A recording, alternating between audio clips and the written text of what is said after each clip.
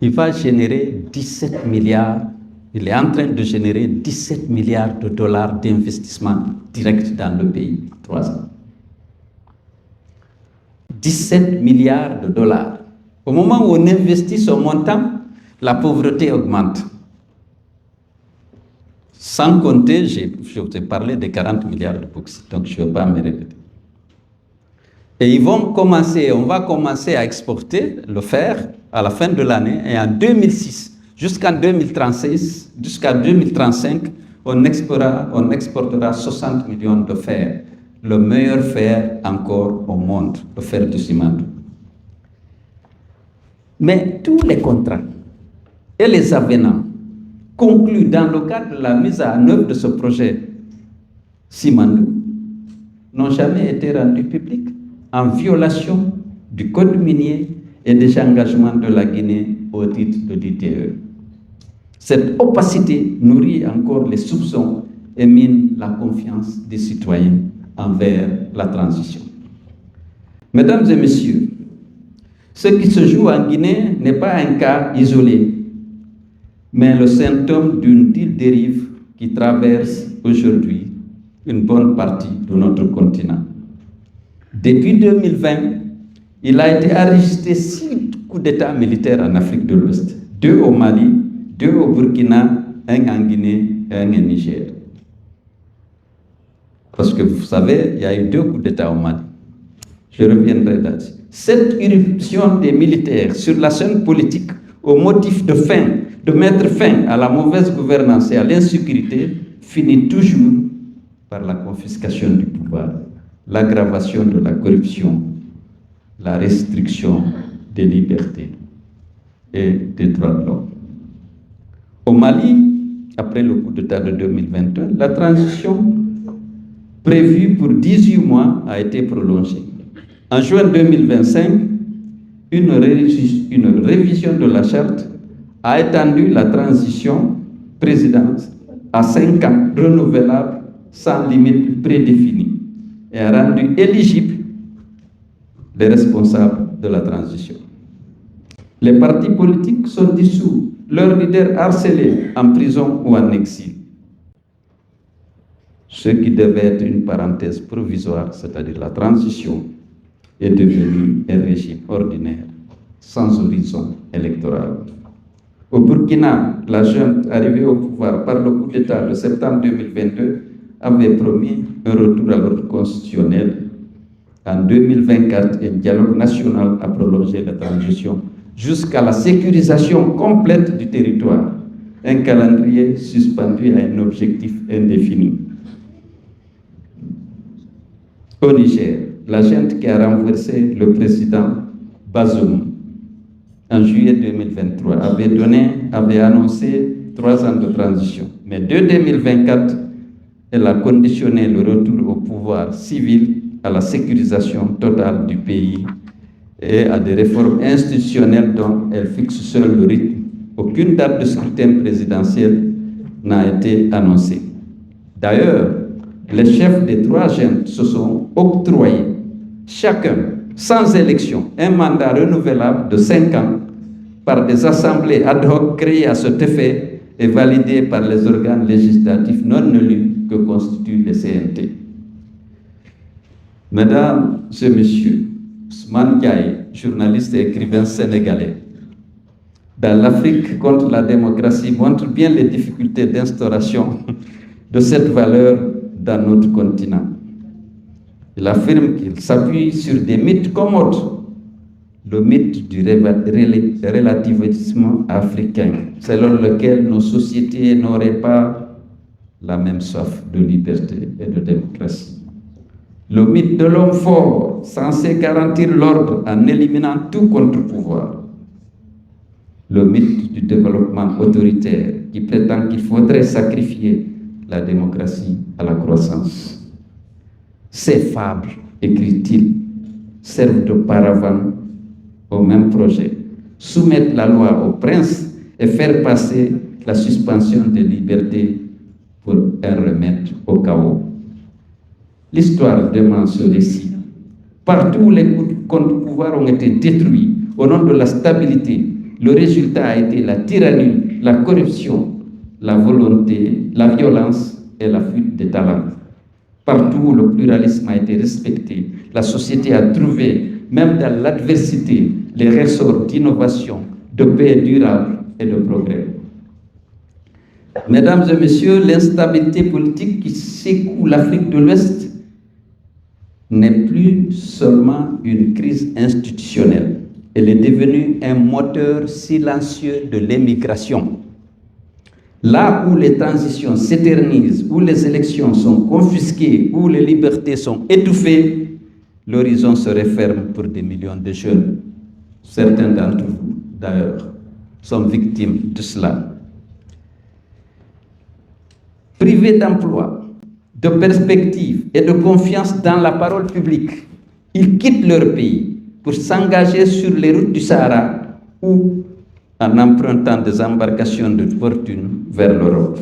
Ces fuites n'est pas seulement le fruit du désespoir individuel, elles traduisent l'effondrement collectif des espoirs trahis.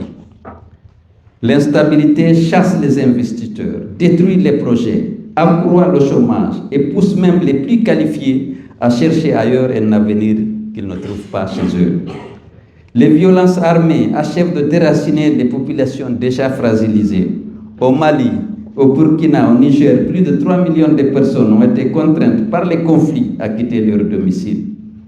En 2023, la Guinée a été le premier pays africain demandeur d'asile en France. Pour beaucoup, franchir la frontière n'est plus un choix, mais un acte de survie. Une façon de voter avec ses pieds contre les États devenus incapables de protéger et de nourrir leurs citoyens. Tant que la région ne rétablira pas l'état de droit et un minimum de stabilité et de liberté, cet exode se poursuivra, vidant nos pays de leurs forces vives.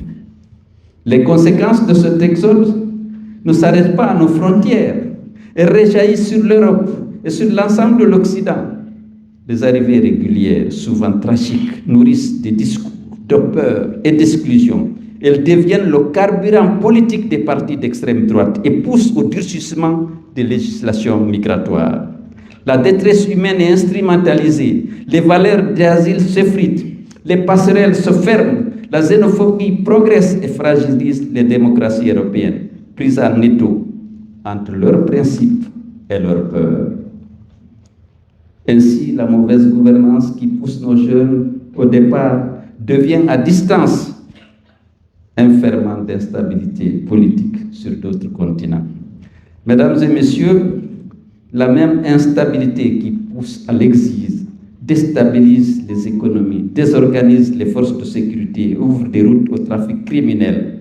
Les juntes militaires, accaparés par la conservation du pouvoir et la lutte contre les insurrections, relâchent le contrôle des frontières et laissent proliférer des circuits parallèles, un terreau idéal pour les trafics d'êtres humains, d'armes et de drogue.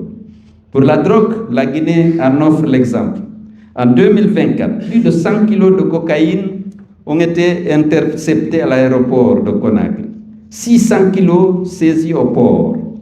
Et en septembre 2025, la douane sénégalaise a découvert à Kalifourou 272 kilos disséminés dans une camionnette venant de Conakry. Mais le phénomène est régional. Au Mali, au Burkina et au Niger, la poussée djihadiste favorise l'implantation des filières reliant le golfe de Guinée au Sahara et au Maghreb. Ces mêmes routes qui acheminent armes et combattants servent désormais aux cartels latino-américains pour inonder l'Europe en cocaïne. En fragilisant les États ouest-africains, les transitions militaires créent des zones de non-droit qui deviennent la première ligne d'approvisionnement des cartels vers l'Occident. Pour nous, cela détruit le tissu social, finance la corruption et nourrit les conflits. Pour l'Europe, elle accroît l'insécurité, gangrène les quartiers, finance le crime organisé et alimente les flux migratoires. Restaurer l'état de droit et des institutions crédibles en Afrique de l'Ouest n'est donc pas seulement une urgence locale, C'est une réponse globale aux fractures migratoires, aux crispations identitaires qui menacent la cohésion des sociétés occidentales. Hein?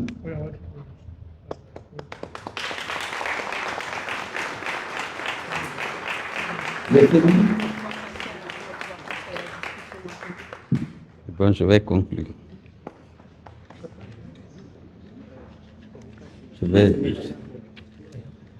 Je vais conclure sur une page.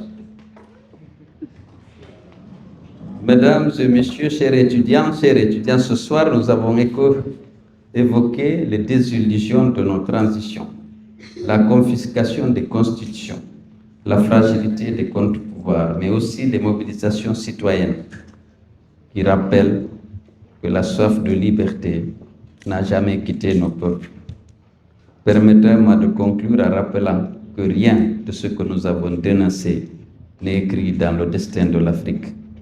L'instabilité des transitions suspendues, les exils forcés ne sont pas des fatalités. Ce sont des conséquences de mauvaises politiques publiques. Il faut adopter d'autres politiques garantissant le respect de la loi, l'indépendance de la justice, la protection des droits et libertés des citoyens. Aux dirigeants élus, rappelons que le pouvoir est un mandat et non un droit. Aux juges qui sont les gardiens du pacte commun et non ses otages. Aux forces armées qu'ils doivent protéger la République, assurer l'intégrité territoriale et non gouverner le pays. Aux organisations régionales et aux partenaires internationaux que la stabilité ne vaut rien si elle se construit contre le droit et contre la dignité humaine. La démocratie n'est pas un luxe importé. Elle est la condition même de la paix durable et du développement partagé. Elle est le seul rempart contre les transitions sans fin et les fractures qui, de Conakry à Niamey, de Ouaga à Bamako, menacent de défaire nos sociétés. Chères étudiantes, chers étudiants, l'avenir repose sur votre vigilance. Refusez la résignation. Exigez la vérité des institutions. Rappelez que les constitutions appartiennent aux citoyens. Puissions-nous, à la Sorbonne, ce soir, dans cette salle, dans cet amphithéâtre, transformer cet échange en point de départ, que la rigueur des faits éclaire le débat public, que l'exigence du sens guide l'action et que la jeunesse africaine trouve dans le droit et la démocratie les armes pacifiques pour libérer l'avenir. Je vous remercie de votre temps.